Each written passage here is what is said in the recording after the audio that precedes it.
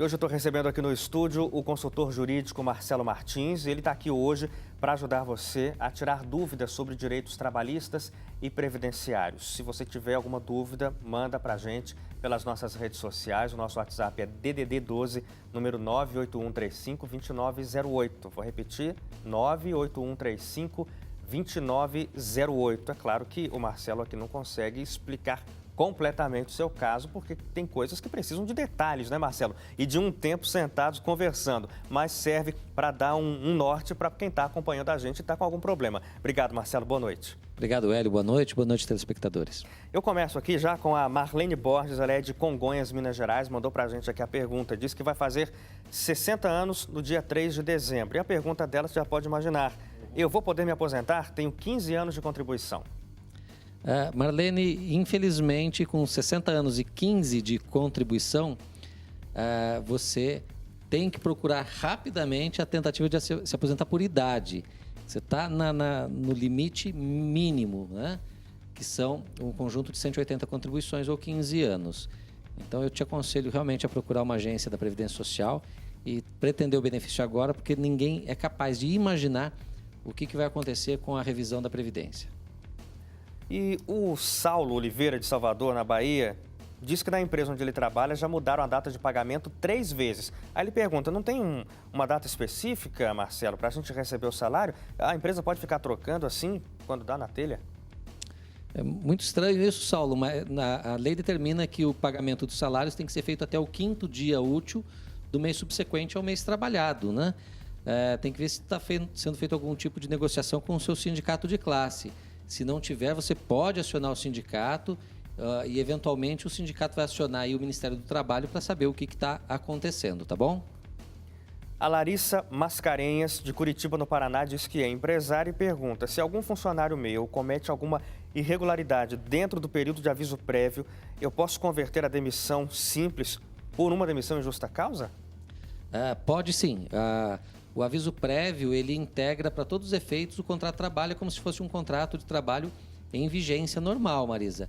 Então, se ele cometer algum ato infracional previsto lá no artigo 482 dos incisos A a F da CLT, você pode converter sim essa dispensa imotivada numa dispensa por justa causa, tá bom? Muito bem. Tem mais perguntas chegando aqui, Marcelo. O Alisson, de Feira de Santana, também na Bahia, diz que entra na empresa às 7 da manhã e sai às 9 horas da noite.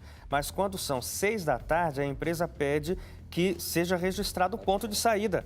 Mas eles têm que voltar para trabalhar por mais 3 horas. Eles também não pagam hora extra, doutor. A quem eu devo recorrer sobre isso? Alisson, você tem que recorrer, obviamente, à Justiça do Trabalho, né?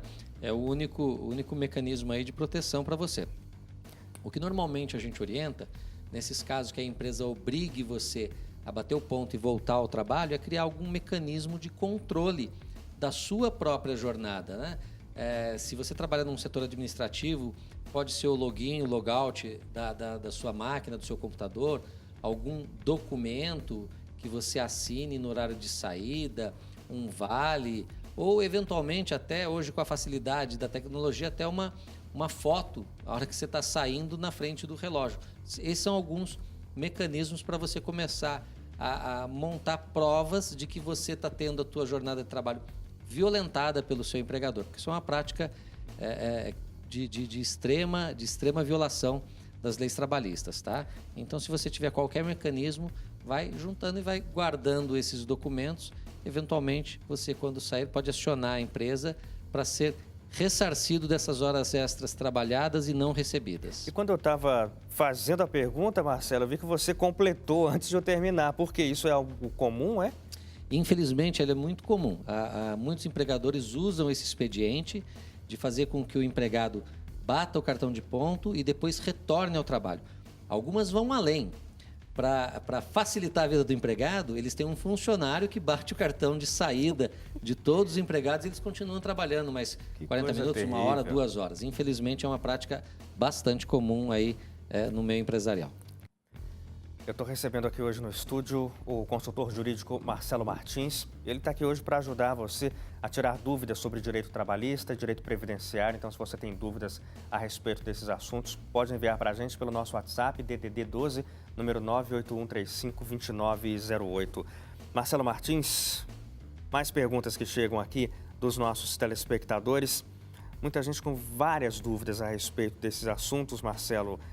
O Josias Mendes, ele é de Fortaleza, no Ceará, diz que trabalha como segurança no turno da noite. E a pergunta dele é se ele perde o adicional noturno caso seja transferido para o período da manhã. Sim, e infelizmente se você for transferido, o adicional noturno ele é pago para aquele trabalho realizado entre as 22 horas de um dia e as 5 horas da manhã do dia seguinte. Tá? Você, havendo essa alteração, o adicional deixa de ser pago. O Gustavo Freitas, do Rio de Janeiro, diz que trabalha aos finais de semana e não recebe nada a mais por isso. Ele pergunta, na teoria, doutor, eu não devia ganhar horas extras por esse serviço de fim de semana? Então, eu não sei qual que é a sua teoria, Gustavo, porque veja, se você foi contratado para trabalhar em turno ininterrupto, o final de semana é um dia normal. Né? Aqueles trabalhadores que fazem escalas 5x1, 6x2, 5x4, enfim.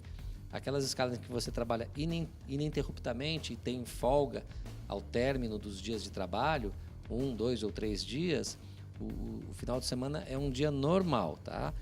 No seu caso, se não é esse o caso, se você é um trabalhador de jornada normal, convencional, segunda a sexta, né, e ter o descanso semanal remunerado por compensação no sábado e você estiver trabalhando no domingo, por exemplo, aí sim, esse dia tem que ser pago com hora extra, com adicional de 100% no caso do domingo.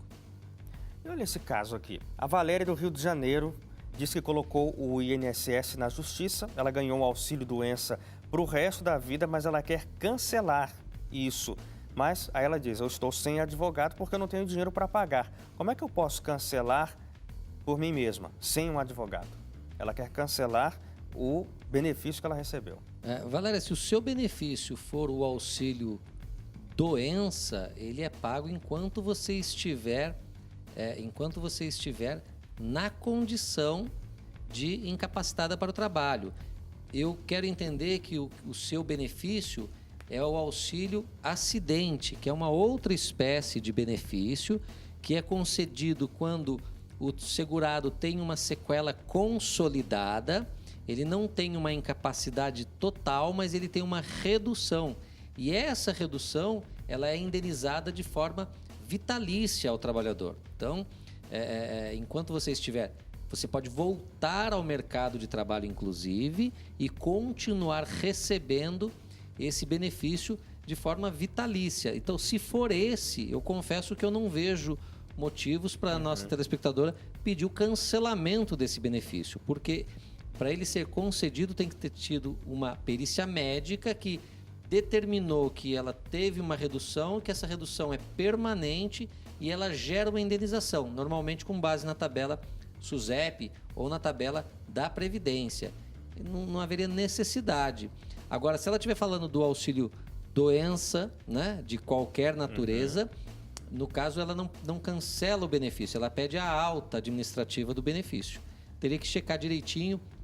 Se eventualmente você, no programa ainda hoje, mandar um e-mail com o teu e-mail, me comprometo a responder para você, talvez amanhã, né, no seu e-mail, te dando maiores orientações. Se ela fizer isso, eu me comprometo aqui para poder entender melhor o caso. Exato, porque realmente é uma dúvida bem peculiar. O Santos é de Macapá, no Amapá. Quer saber que direitos uma pessoa com deficiência tem, direito a benefícios, ele diz. E aí explica, eu tenho uma amputação no membro superior esquerdo. Tem algum direito, algum benefício por isso? Ok. Sim, existe um benefício chamado LOAS, né? Que é um benefício concedido de até um salário mínimo para a pessoa que não teve nenhum vínculo com a Previdência, mas tem alguma deficiência ou alguma incapacidade. Se é esse o seu caso, você pode requerer esse benefício. Agora, se você teve algum vínculo laborativo, alguma atividade laborativa durante esse período e teve essa incapacidade em razão de ou após, você também pode pleitear esse benefício, tá? Agora, se você nunca teve nenhum vínculo e sofreu um acidente, aí não seria o caso desse benefício de LOAS, porque para isso você tem que comprovar um estado de miserabilidade cuja a renda familiar somada não pode ultrapassar 1/3 de um salário mínimo. Ou seja, se qualquer um da sua casa, dos seus dependentes ou cuidadores tiver uma renda de um salário mínimo ou maior que 1/3 de um salário mínimo, já você fica alijado do direito a esse benefício, tá bom? Mas vale a consulta aí a um profissional na área previdência aí no seu estado, com certeza tem excelentes profissionais por aí. E antes da gente encerrar o jornal de hoje, mais uma pergunta aqui para o Marcelo. A Maria Clara quer saber o seguinte: uma pessoa que é segurado especial por ser trabalhadora rural e, ao mesmo tempo, sócia em 2 empresas, tem como ter o direito dela a um benefício prejudicado? Sim, atualmente você não pode acumular mais do que um benefício, salvo algumas poucas exceções que não é o seu caso, Maria Clara, infelizmente.